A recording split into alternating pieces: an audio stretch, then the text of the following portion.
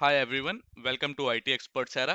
My name is Srikanth और आज हम डिस्कस करेंगे एक और इंटरव्यू क्वेश्चन और इम्पोर्टेंट टॉपिक जो कि है what is the difference between out versus रेफ।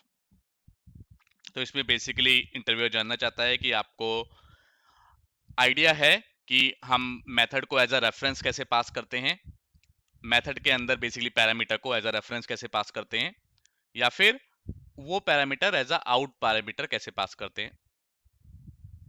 ठीक है, तो चलिए हम मूव करते हैं अपने कोड पर। तो ये मेरा एक सिंपल सा कोड लिखा हुआ है। यहाँ पे मैंने एक नंबर 1 लिया हुआ है जिसके अंदर 10 नंबर पास किया है और एक मेथड बनाया है उसमें ये नंबर पास किया, और इस नंबर को मैं एक्सटेंड कर रहा है। ये जो भी नंबर पास करोगे उसमें 10 प्लस कर देगा और यहाँ पे सिंपल प्रिंट करा देगा। अब मेथड एग्जीक्यूट हुआ, उसके बाहर आके मैं फिर से नंबर 1 भी प्रिंट करा रहा हूँ। तो आपको क्या लगता है कि अभी बाय डिफॉल्ट इसका आउटपुट क्या आएगा? बाय डिफॉल्ट ये पैरामीटर जो होता है मेथड का वो इनपुट पैरामीटर होता है। इनपुट पैरामीटर मतलब इसका स्कोप होगा वो लोकल होगा, ये कोई भी वैल्यू बाहर नहीं सेंड कर सकता। इसके अंदर जो भी पैरामीटर के अंदर वैल्यू दोगे वो अंदर ही मेथड के अंदर ही यूटिलाइज कर पाओगे, बाहर सेंड नहीं कर पाओगे। अब क्योंकि अंदर ही यूटिलाइज कर पाओगे तो आपने यहाँ पे 10 वैल्यू दी थी, तो 10 प्लस 10 नंबर में 20 हो जाएगा और यहाँ पे 20 प्रिंट हो जाएगा। जबकि जब मेथड ये मेथड एग्जीक्यूट होके जब लाइन नंबर 13 ये लाइन एग्जीक्यूट होगी तो वो चेक करेगा कि नंबर 1 में क्या है। तो नंबर 1 में 10 जो का त्यों पड़ा रहेगा। इसके अंदर हालांकि आपने एक्सटेंड कर दिया है उस मेथड के अंदर, बट ये नंबर 1 एक्सटेंड नहीं होगा। क्यों नहीं होगा? क्योंकि बाय डिफॉल्ट मेथड के पैरामीटर इनपुट पैरामीटर होते हैं और उसके उनका जो स्कोप होता है वो लोकल स्कोप होता है, वो अपनी वैल्यू बाहर नहीं भेज सकते। चलिए इसी चीज को एक बार कंफर्म कर लेते हैं रन करके। यहाँ पे नंबर 10 है, ये एक मेथड कॉल किया एक्सटेंड वैल्यू, इसने वो वैल्यू एक्सटेंड कर दी और आप देखेंगे नंबर में 20 आ गया और यहाँ पे 20 प्रिंट हो जाएगा। मेथड एग्जीक्यूट हो गया। अब ये console dot right line print हुआ, लेकिन नंबर 1 में 10 ही है और होना भी चाहिए क्योंकि बाय डिफॉल्ट इनपुट पैरामीटर का स्कोप लोकल स्कोप होता है, जो कि मैंने आपको बता दिया। तो ये देखिए दोनों मेथड में से वैल्यू आ गई, एक ने 20 प्रिंट किया और एक ने 10। अब क्योंकि जब माइक्रोसॉफ्ट वाले मेथड वगैरह ये सब बना रहे थे तो उन्हें जरूरत पड़ी कि हमें कई बार ऐसी रिक्वायरमेंट आती है कि हमें जो भी पैरामीटर हम पास कर रहे हैं उसी में चेंज चाहिए। हमें उसी में चेंज कब होगा? जब तो ये मेथड का जो पैरामीटर है ये वैल्यू अपनी बाहर भी सेंड करने लायक होगा। तो उसका तरीका क्या है? उसका एक तरीका उन्होंने बताया कि आप मेथड में से अगर आपको वैल्यू बाहर पास करनी है तो आप जो भी पैरामीटर है उसका आगे रेफ लगा दो। रेफ लगाने से क्या होता है, यहां पे आपको मैं पेंट में दिखाता हूं। ये वैल्यू जो भी वैल्यू होगी 10, जैसे कि आपने यहां से 10 वैल्यू पास की है, तो ये कहीं पे मेमोरी में इसको मेमोरी मिली होगी और उस मेमोरी का एक एड्रेस होगा। तो जब हम रेफ लगा देते हैं तो वो जो भी वैल्यू उसमें पास होती है वो वैल्यू के साथ साथ रेफरेंस भी पास करता है। अब रेफरेंस भी पास करता है तो उसका बेनिफिट क्या हो जाता है कि आप जब इस रेफरेंस वाली वैल्यू को अंदर मेथड के चेंज कर रहे होते हो तो बेसिकली आप सेम रेफरेंस को चेंज कर रहे होते हो, सेम एड्रेस को चेंज कर रहे होते हो। तो यहां की वैल्यू जो भी आप चेंज करोगे वो बाहर भी रिफ्लेक्ट करेगी। क्यों? क्योंकि आपने एक ही रेफरेंस, आपने कहा है कि मेरा रेफरेंस दे दो, जो भी वेरिएबल मैंने बनाया उसका रेफरेंस पास कर दो। तो जो भी अब ऑपरेशन होगा वो इसी रेफरेंस पे होगा, इसी एड्रेस पे होगा। और पहले क्या हो रहा था, एक नया बना दे रहा था वो। पहले क्या हो रहा था, इनपुट पैरामीटर में वो एक नया इस तरह से स्क्वायर बना ले रहा था और वहां पे काम कर रहा था जो कि मेथड के अंदर था। अब नया बनेगा तो ये पुराना वाला चेंज हो ही नहीं सकता। लेकिन रेफरेंस के केस में जब आपने एड्रेस भेज दिया अपना, तो वो एक ही जगह पे, जिस जगह पे आपका वेरिएबल डिक्लेयर है उसी जगह पे काम होगा, उसी को अपडेट होगा और वही रिटर्न हो जाएगा बाहर। चलिए इस बात को प्रूफ भी करते हैं। सिंपल रेफरेंस लिखने के लिए आपको आगे रेफ लिखने लगा देना पड़ेगा पैरामीटर के, और जब आप वैल्यू पास करोगे तो डायरेक्टली वैल्यू पास करने की जगह रेफ पास करना पड़ेगा। अब जब मैंने रेफ पास कर दिया तो यहां पे भी 20 आना चाहिए और यहां पे भी 20। Let's run it and confirm it. Number 1 यहां पे तो 20 आएगा ही आएगा, अभी तो नंबर में 10 है, यहां पे तो पहले भी 20 आ रहा था, अभी भी आएगा, तो ये 20 प्रिंट कर देगा। लेकिन क्योंकि मैंने रेफ दिया है तो एक नया वेरिएबल नहीं बना, एक नई मेमोरी नहीं मिली, बल्कि उसी पुरानी मेमोरी पे काम हुआ और नंबर 1 भी 20 हो गया। तो अब जब मैं एग्जीक्यूट करूंगा तो ये 20 हो जाएगा।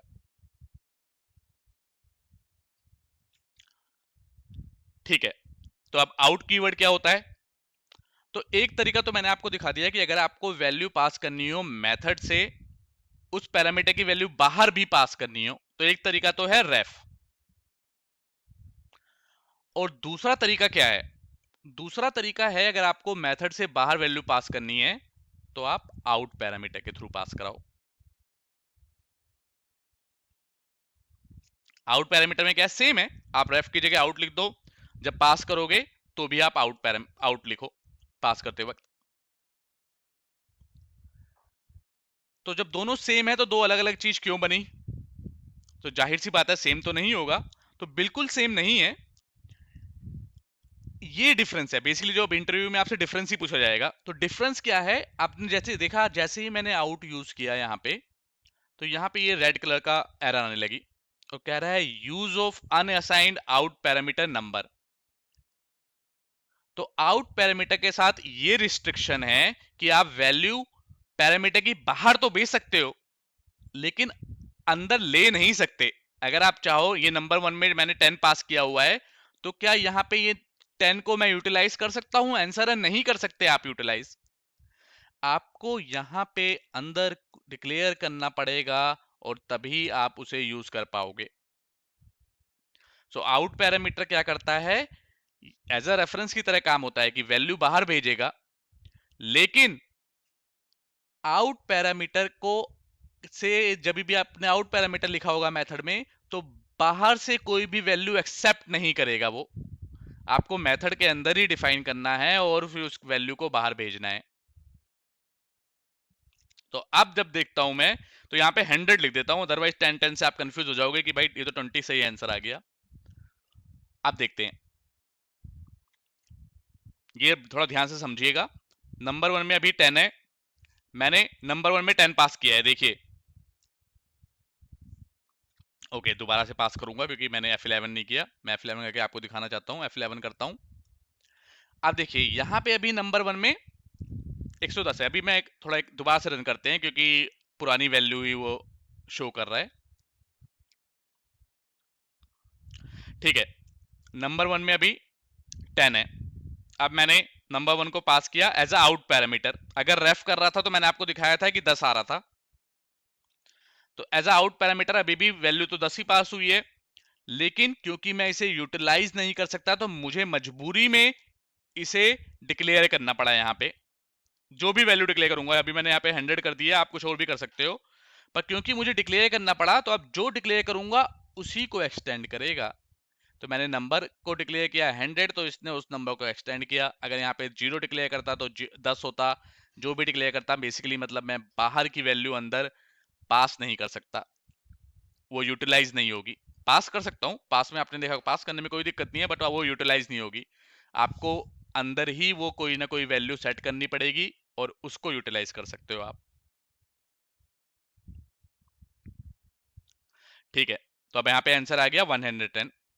तो इंटरव्यू में जब आपसे पूछा जाएगा कि व्हाट इज आउट एंड रेफ, तो दोनों क्या होते हैं? दोनों का यूज होता है मेथड में वैल्यू को बाहर भेजना का, ऐसा मेथड का पैरामीटर बनाना जो वैल्यू को बाहर भी भेज सके। रेफ मैंने आपको बताया, रेफ कैसे काम करता है? रेफरेंस पास कर देता है, सिर्फ डायरेक्टली वैल्यू की जगह रेफरेंस पास कर देता है। फिर आप जो भी ऑपरेशन करते हो उसी रेफरेंस पे करते हो और वही रेफरेंस अपडेट हो जाता है। तो इसीलिए बाहर जहां से भी आपने पास की होगी वो वेरिएबल भी अपडेट हो जाएगा। आउट आउट क्या करता है? आउट भी बाहर पास करता है, लेकिन रेफ में आप बाहर से अंदर भी वैल्यू पास कर सकते हो मेथड के, बल्कि आउट में ऐसा नहीं कर सकते। आउट में जो भी वैल्यू आप बाहर से अंदर पास करोगे वो आप डायरेक्टली यूटिलाइज नहीं कर पाओगे। वो आपको मैंडेटरी बोलेगा पहले आउट पैरामीटर को डिक्लेयर करो, उसके बाद यूज करो। आप डायरेक्टली उसकी वैल्यू यूज नहीं कर सकते। तो ये छोटा सा डिफरेंस है। एक बार इसे पढ़ भी लेते हैं कि क्या है डिफरेंस। मैंने बताया आपको, मैंने बताया out parameter can not bring any value to the method. कोई वैल्यू वो बाहर से मेथड में ला नहीं सकता, but ref parameter can bring some value. और सिमिलरिटी क्या है कि दोनों ही अंदर पैरामीटर की वैल्यू चेंज करेंगे और वो बाहर रिफ्लेक्ट हो जाएगी। और डिफरेंस क्या है कि रेफ बाहर से अंदर भी ला सकता है, जबकि आउट बाहर से कोई वैल्यू अंदर लाके यूटिलाइज नहीं कर सकता। आई होप आपको आउट और रेफ का कंसेप्ट क्लियर समझ में आया होगा, और नेक्स्ट टाइम जब आपसे इंटरव्यू में पूछा जाएगा तो आप इसका अच्छे से आंसर दे पाएंगे।